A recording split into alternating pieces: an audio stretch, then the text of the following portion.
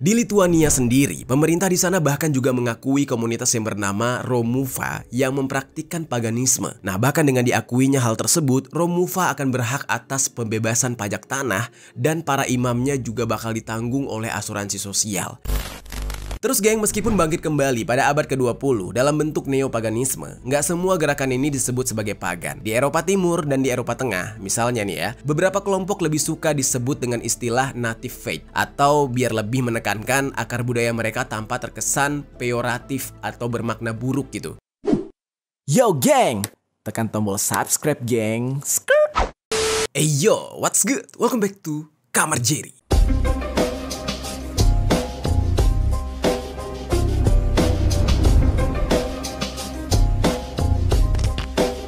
Geng. Oke, agama di dunia itu ada banyak banget, geng. Di Indonesia aja yang diakui sudah ada 6 agama kalau nggak salah. Apa 5 gitu ya. Ada agama Islam, Kristen, Katolik, Hindu, Buddha, dan Konghucu. Itu baru agama. Belum lagi kalau kita ngomongin soal kepercayaan, yang mungkin jumlahnya bisa sampai ribuan. Ya contohnya aja ada Sunda Wewitan, ada Kejawen, dan lain-lain.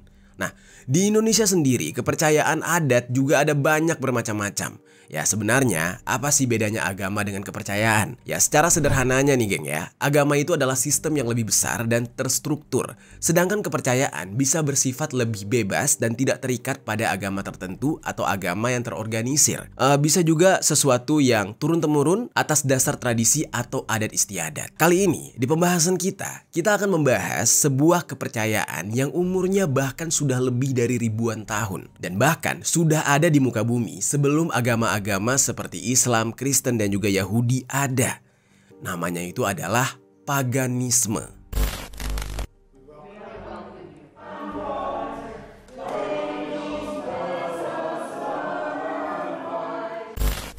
Sebenarnya kalau di beberapa sumber dan daerah, paganisme ini bisa dikatakan termasuk ke dalam agama juga. Nah tapi sebenarnya paganisme ini ternyata secara praktiknya itu sudah lama hilang dan semacam ditinggalkan gitu geng.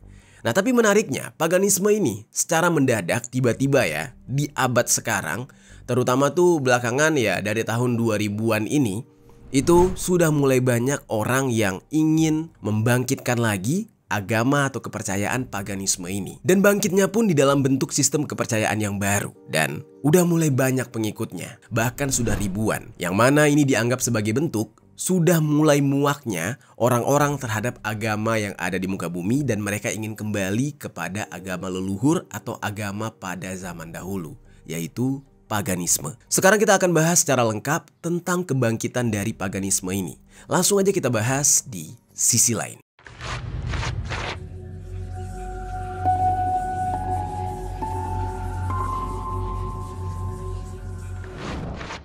Jadi geng, seperti yang udah gue sebutkan sebelumnya, paganisme ini secara praktiknya sempat ditinggalkan sebelum akhirnya kemudian bangkit kembali di era modern seperti sekarang.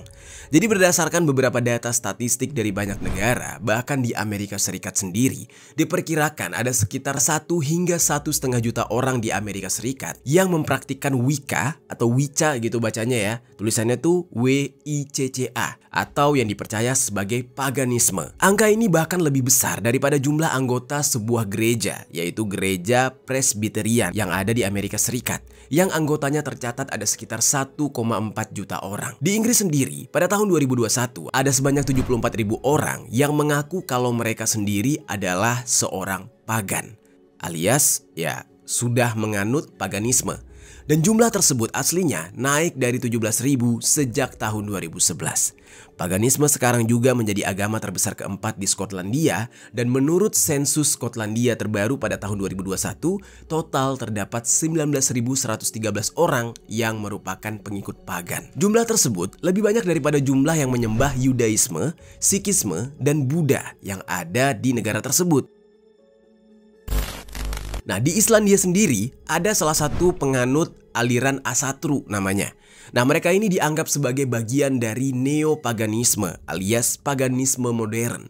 Dan tercatat ada sekitar 4.473 orang pada tahun 2018 anggota yang sudah bergabung. Gak cuma itu geng, Islandia juga membangun kuil pagan pertama mereka. Setelah 1000 tahun lamanya mereka gak punya kuil pagan, yaitu tepatnya pada tahun 2018. Dan kuil ini digunakan untuk menyembah dewa-dewi dari Nordik seperti Odin, Thor, dan lain-lain. The building sites it's in a slope, and the slope has an effect on the shape of the building. Nah, kalau kalian bertanya Thor itu apa ya, yang di film-film itu kan ada palu Thor gitu, ada Odin. Nah, asal muasalnya dari kepercayaan pagan. Bukan berarti mereka itu cuma kisah palsu. Pernah disembah gitu. Di Lituania sendiri, pemerintah di sana bahkan juga mengakui komunitas yang bernama Romuva yang mempraktikkan paganisme. Nah, bahkan dengan diakuinya hal tersebut, Romuva akan berhak atas pembebasan pajak tanah dan para imamnya juga bakal ditanggung oleh asuransi sosial.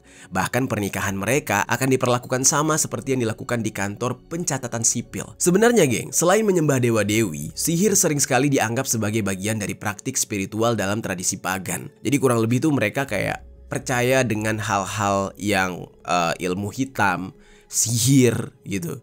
Dan ya berbau-bau dukun lah. Sempat beberapa waktu lalu di TikTok itu viral hashtag #witchtalk. Nah, #witchtalk ini semacam komunitas online untuk orang-orang penganut paganisme. Dan seperti yang gue sebutkan sebelumnya, praktik spiritual di pagan itu selain menyembah dewa-dewi, mereka juga mempraktikkan sihir. Nah, melalui video pendek di TikTok, komunitas #witchtalk ini sering sekali membagikan ritual, mantra, dan praktik yang berakar pada tradisi neopaganisme seperti Wicca dan juga Druidisme. Nah, ini pun juga jadi tanda dan bukti kalau paganisme ini memang mengalami kebangkitan, geng. Dan minat orang-orang untuk berpindah agama dari agama yang sekarang ya, kebanyakan kan agama Samawi gitu ya, agama dari kitab Samawi yaitu Yahudi, Kristen, Islam gitu kan. Sekarang sudah banyak nih di Eropa sana yang berpindah ke agama paganisme ini, terutama di kalangan generasi-generasi muda yang berpikir kalau ya mereka harus kembali ke kepercayaan leluhurnya. Dan kalau kita kembali ke tahun 2022 lalu, bahkan ada sekitar ribuan umat pagan kuno di Inggris yang melakukan ritual di Stonehenge untuk merayakan titik balik matahari musim panas yang juga merupakan hari terpanjang di belahan bumi utara. Dan ini merupakan sebuah praktik yang ya diajarkan di dalam kepercayaan paganisme. Gue yakin banget nih geng, setelah mendengar fakta ini, banyak dari kalian yang masih bingung sebenarnya paganisme ini apa? Bagaimana pergerakannya? Kok selama ini jarang diajarkan di sekolah juga gitu. Nah, terus apa bedanya neopaganisme dengan paganisme? Kok bisa kepercayaan yang sudah ada sejak zaman dulu malah bangkit lagi sekarang? Apa memang benar-benar bangkit atau ini hanyalah sebuah isu belaka?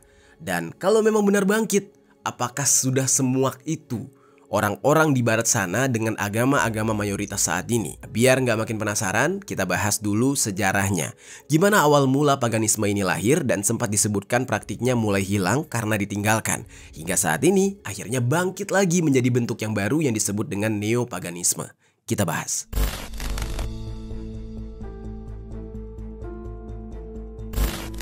Jadi geng, sebelum masuknya agama monoteistik, berbagai masyarakat di Eropa itu sebenarnya sudah memiliki sistem kepercayaan sendiri. Agama monoteistik yang dimaksud tadi itu adalah agama-agama yang meyakini keberadaan satu Tuhan sebagai pencipta dan penguasa alam semesta. Nah, di dalam agama ini Tuhan biasanya dianggap maha kuasa, maha esa, maha mengetahui, dan maha hadir. Nah, salah satunya adalah agama Islam. Itu percaya kepada yang maha esa, maha kuasa. Agama Kristen juga sama. Agama Yahudi juga sama. Nah, agama monoteistik memang dikategorikan 3 agama tadi, yaitu Islam, Kristen, dan Yahudi. Nah, sebenarnya pada masa paganisme, agama monoteistik ini belum ada, belum masuk. Sistem kepercayaan masyarakat di Eropa itu belum tahu yang namanya Tuhan itu satu. Tapi mereka juga belum menyebut kepercayaan mereka sebagai paganisme. Pada masa itu, mereka hanya menjalankan kepercayaan dan belum memberi nama soal kepercayaan mereka itu. Jadi kepercayaan masyarakat Eropa lebih dikenal sebagai tradisi lokal atau kepercayaan politeistik, yaitu sistem kepercayaan atau agama yang menyembah banyak dewa,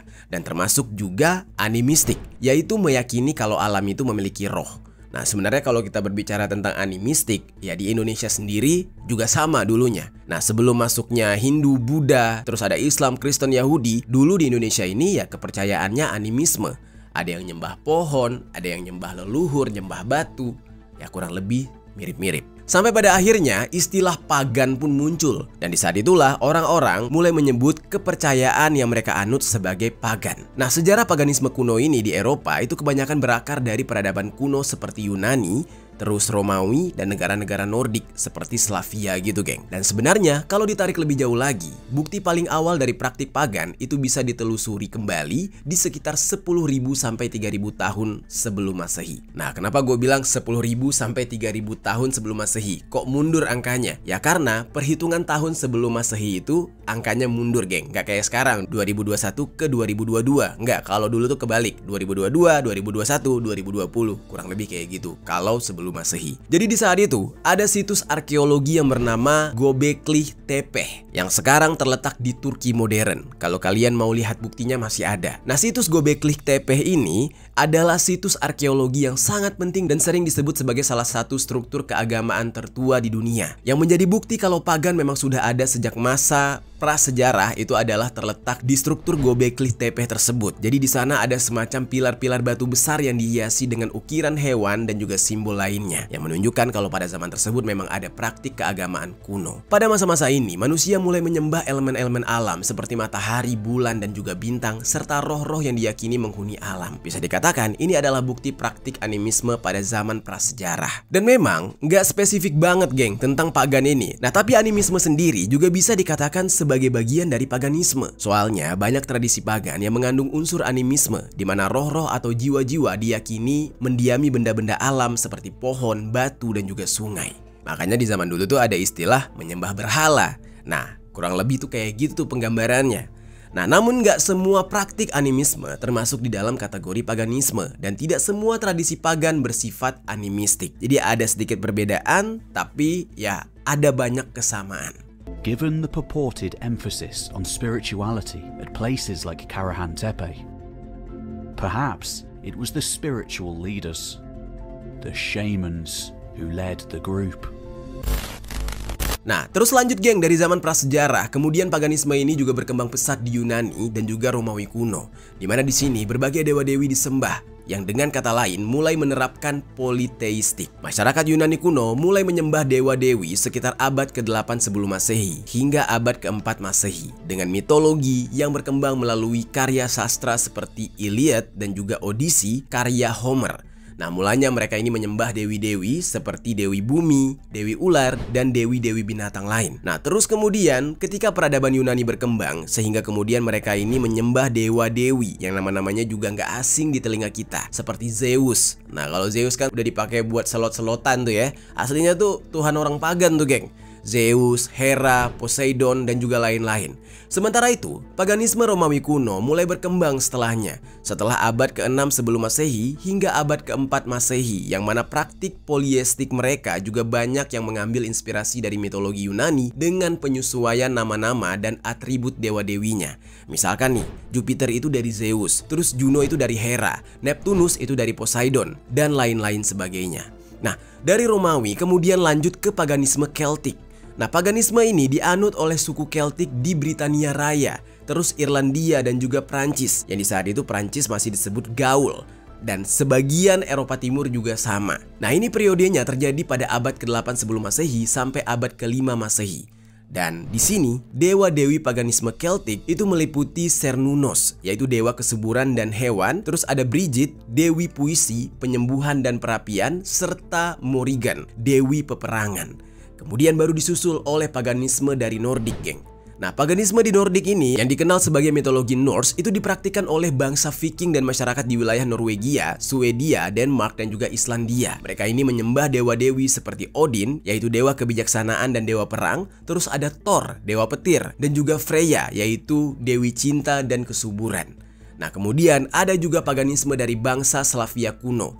Paganisme ini dianut oleh bangsa Slavia yang ada di Rusia, Polandia, Ukraina, hingga Latvia dan Lituania. Mereka ini menyembah dewa-dewi seperti Perun, yaitu dewa petir, terus ada Veles, yaitu dewa alam bawah, dan Mokosh, yaitu dewi tanah dan kesuburan. Nah, paganisme dari bangsa Slavia kuno ini berlangsung dari abad ke-6 sebelum Masehi hingga abad ke-10 Masehi, sebelum akhirnya mulai ditinggalkan. Terus kemudian, geng, paganisme selanjutnya ada di Baltik.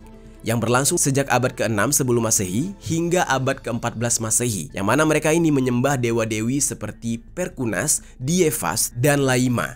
Nah, jadi bisa dikatakan paganisme ini itu masing-masing negara, masing-masing suku, masing-masing bangsa atau daerah itu berbeda-beda cara mereka. Tapi mereka sama-sama masih di dalam jalur paganisme. Berarti sejarah paganisme ini paling lekat di Yunani dan Romawi kuno, terus di Celtic, Nordik, Slavia, dan juga Baltik, geng. Jadi daerah yang gue sebutkan tadi itu bisa dikatakan daerah di mana asal muasal paganisme berawal. Tapi geng, gak cuma di Eropa aja. Jauh di Timur Tengah sana, konsep serupa juga terjadi ternyata. Sebelum Islam datang, Ka'bah di Mekah, Ka'bah yang sekarang menjadi kiblat umat Islam dalam melaksanakan ibadah sholat.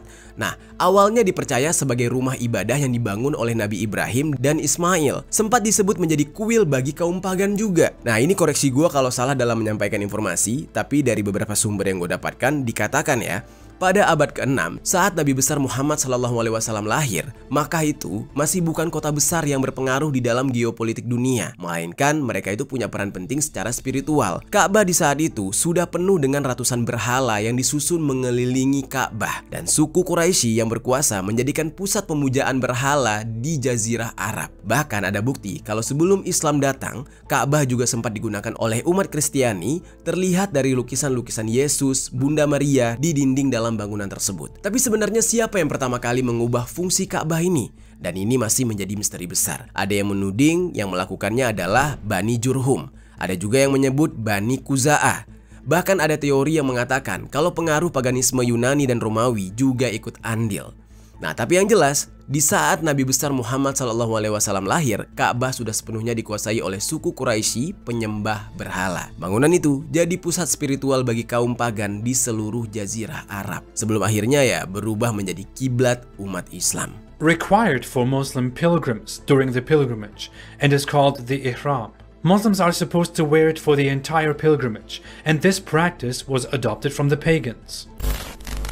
Nah, tapi geng, meskipun kepercayaan politeistik atau paganisme yang dianut oleh bangsa-bangsa Yunani, Romawi, Celtic, dan lain-lain ini bertahan cukup lama, tapi ternyata paganisme ini lama-kelamaan jejaknya mulai hilang seiring dengan penyebaran agama Kristen di Eropa, terlebih pada abad ke-4 Masehi, ketika Kaisar Romawi Konstantinus mengadopsi Kristen sebagai agama resmi dan paganisme mulai dipinggirkan. Sementara penyebaran agama Kristen di Eropa Utara dan juga Timur antara abad ke-8 Masehi sampai dengan abad ke-12 Masehi itu mengakhiri sebagian besar praktik pagan secara terbuka. Nah, dari sini nih, yang tadinya mereka masing-masing negara menyebut kepercayaan mereka dengan berbeda-beda gitu berbeda-beda nama dan penyebutan. Nah, akhirnya menyamaratakan semuanya dengan ucapan paganisme. Baik itu yang dari Yunani, baik itu yang dari Celtic tadi, Romawi, semuanya sudah sepakat kalau agama mereka itu atau kepercayaan mereka itu disebut dengan paganisme. Yang pada saat itu istilah ini lazim digunakan oleh komunitas Kristen awal di Romawi abad ke-4 guna membedakan keimanan para penganut pagan dari praktik dan tradisi para pemuja dewa. Jadi pada saat itu istilah paganisme ini berkonotasi negatif. Jadi diberikan oleh orang-orang yang sudah keluar dari pagan itu sendiri. Karena dari komunitas Kristen pada waktu itu melihat orang-orang yang menganut paganisme itu menyembah dewa palsu, menyembah berhala, menyembah tahayul, atau bisa dikatakan sesat. Nah, kemunculan Kristen di saat itu berlawanan dengan paganisme. Dan Kristen sendiri seperti yang kita tahu termasuk ke dalam agama monoteistik yang meyakini bahwa hanya ada satu Tuhan yang benar. Bagi komunitas Kristen pada saat itu, konteksnya ini sejarah zaman dulu bukan sekarang gitu ya. Nah, komunitas Kristen melihat paganisme ini penyembah berhala yang bagi mereka sama aja seperti iblis. Jadi kayak menyembah setan gitu. Dan di beberapa sumber, paganisme juga sempat disebut sebagai representasi dari agama palsu dan perusak oleh komunitas Kristen pada zaman itu. Nah, persoalan soal paganisme cuma menyembah berhala sebenarnya juga dibantah oleh Graham Harvey, profesor studi agama di Open University Inggris. Di dalam bukunya yang berjudul What Do Pagans Believe? yang terbit pada tahun 2007 yang menyebutkan bahwa sebelum diasosiasikan sebagai sistem kepercayaan, paganisme pada awalnya bukanlah merujuk pada sebuah kategori agama, melainkan paganus atau sebutan untuk penduduk di sebuah tempat tertentu. Kaum pagan itu meyakini alam semesta beserta dengan isinya adalah sakral, sehingga pada waktu tertentu mereka merayakan ritual pergantian musim dan upacara-upacara magis untuk menghormati leluhur mereka. Dan ini juga mereka lakukan hingga zaman sekarang, geng. Yang salah satunya sempat gue sebutkan di atas tadi, yaitu adanya ritual di Stonehenge yang dilakukan oleh orang-orang pagan Inggris untuk merayakan titik balik matahari musim panas. Nah, karena berbeda dari doktrin agama yang terorganisir, seperti agama-agama Abrahamik seperti Islam, terus Kristen dan juga Yahudi yang meyakini bahwa dunia hanya tempat singgah sementara sebelum menjalani kehidupan abadi di surga. Bagi kaum pagan, dunia ini adalah surga itu sendiri. Mereka percaya tuh kehidupan sebenarnya ada di sini. Dan meskipun ada juga beberapa tradisi pagan yang memiliki kepercayaan tentang kehidupan setelah mati, nah tapi mereka tidak selalu menggambarkannya sebagai surga atau neraka. Karena kalau di dalam pengertian agama Abrahamik seperti Islam, Kristen, dan Yahudi tadi, ya percaya bahwa yang baik akan masuk surga, yang jahat akan masuk neraka kalau mereka enggak.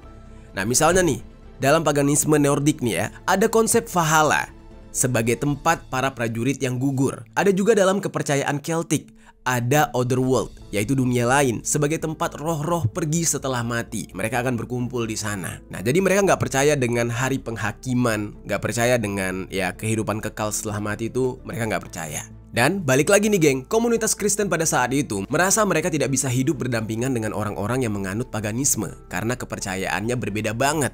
Maka dari itu, gereja Kristen awalnya berusaha menggantikan praktik pagan dengan tradisi Kristen melalui berbagai cara. Misalkan beberapa ritual pagan diadaptasi menjadi tradisi Kristen, seperti perayaan Natal yang bertepatan dengan festival musim dingin pagan. Banyak kuil pagan dihancurkan atau dialihfungsikan menjadi gereja, yang sering sekali disertai dengan ya aksi kekerasan. Ya karena di saat itu kan yang namanya perang agama udah pasti ada. Dan beberapa komunitas pagan juga menghadapi penganiayaan seperti penyiksaan atau dieksekusi jika mereka menolak memeluk agama Kristen di masa itu. Karena memang kekuatan agama Kristen sangat kuat di zaman itu. Pada era Kekaisaran Romawi, setelah agama Kristen menjadi agama resmi, dikeluarkanlah dekrit-dekrit yang melarang praktik pagan seperti pengorbanan hewan atau festival tradisional. Banyak juga tradisi pagan yang diadaptasi atau dihapuskan dengan tekanan sosial untuk mematuhi norma-norma Kristen. Banyak juga kuil dan tempat ibadah pagan dihancurkan dan diubah menjadi gereja. Nah, komunitas Kristen berusaha mengubah keyakinan pagan menjadi keyakinan Kristen melalui misionaris dan pendidikan agama Kristen, geng. Dan akibat hal tersebut, makanya paganisme sempat disebut menghilang karena secara praktiknya mau tidak mau harus ditinggalkan. Karena ya sudah dikuasai oleh komunitas Kristen di saat itu, termasuk raja-raja yang memimpin. Namun seiring berjalannya waktu, pandangan terhadap paganisme ini mulai berubah, terutama ketika masuk era Renaissance pada abad ke-14. Nah, pada masa ini orang-orang mulai menggali lagi warisan budaya Yunani dan Romawi kuno, termasuk kepercayaan mereka terhadap para dewa-dewi. Dewa-dewi klasik yang dulu dianggap sesat justru mulai dimasukkan ke dalam seni dan sastra sebagai bagian dari penghormatan terhadap peradaban kuno. Masuk ke abad 18 Masehi dan 19 Masehi, muncul gerakan romantis dan nasionalisme budaya yang semakin menghidupkan mitologi pra-Kristen di berbagai belahan Eropa. Dari Irlandia sampai dengan Rusia, orang-orang mulai menggali kembali cerita rakyat dan mitos leluhur mereka. Ya, ketika digali, muncullah kepercayaan paganisme ini lagi. Banyak penyair, seniman, dan sastrawan yang mulai menggunakan unsur-unsur pagan dalam karya mereka. Bahkan di akhir abad ke-19, ada beberapa orang yang secara sadar mulai menyebut diri mereka sebagai pagan. Masuk ke abad ke-20, orang-orang tidak cuma sebatas mengagumi tradisi pagan kuno, tapi juga mulai membentuk komunitas spiritual baru yang terinspirasi dari kepercayaan paganisme kuno. Dari sinilah muncul berbagai gerakan neopaganisme. Yang paling terkenal adalah Wicca yang berkembang di Inggris lalu menyebar ke Amerika. Ada juga Druidry yang terinspirasi dari tradisi para Druid di Eropa Barat, serta Heathenry yang menghidupkan kembali kepercayaan bangsa Nordik dan juga Germanik pra-Kristen. Nah, ini semua disebut sebagai neopaganisme atau paganisme baru. Dan ini berarti adanya perubahan dari paganisme kuno dulu. Nah, perubahan ini juga membuat adanya perbedaan dalam pelaksanaan tradisi dan praktiknya. Misal nih geng, neopagan itu nggak lagi melakukan ritual pengorbanan darah seperti dalam kepercayaan pagan zaman dahulu. Kalau zaman dahulu tuh ada pengorbanan darah ya seperti ada tumbalnya gitu. Nah, dulu tradisi pagan klasik itu ketika pergantian musim tiba, ya para Vikings Nordik di Islandia itu rutin melaksanakan ritual pengorbanan darah dan daging. Ya, disebutnya itu blood gitu. Dan di masa lalu, blood ini dilakukan dengan menggunakan darah binatang atau tahanan penjara yang dipersembahkan kepada dewa Odin. Namun saat ini, blood cukup dilakukan dengan membeli daging di supermarket dan darahnya bisa digantikan dengan anggur. Nah, jadi udah beda nih. Jadi praktiknya itu ya udah dagingnya itu buat barbecue kali ya. Terus darahnya itu ya anggur, bisa diminum, lumayan. Jadi udah beda banget gitu. Kalau neo-pagan itu ya lebih ramah lah gitu. Kalau dulu tuh serem. Terus geng, meskipun bangkit kembali pada abad ke-20 dalam bentuk neo-paganisme, nggak semua gerakan ini disebut sebagai pagan. Di Eropa Timur dan di Eropa Tengah, misalnya nih ya, beberapa kelompok lebih suka disebut dengan istilah native faith, atau biar lebih menekankan akar budaya mereka tanpa terkesan peyoratif atau bermakna buruk gitu. Jadi mereka nggak mau disebut pagan, takutnya nanti konotasinya itu negatif atau mengarah ke sesat gitu. Nah, maunya mereka disebut dengan native faith tadi.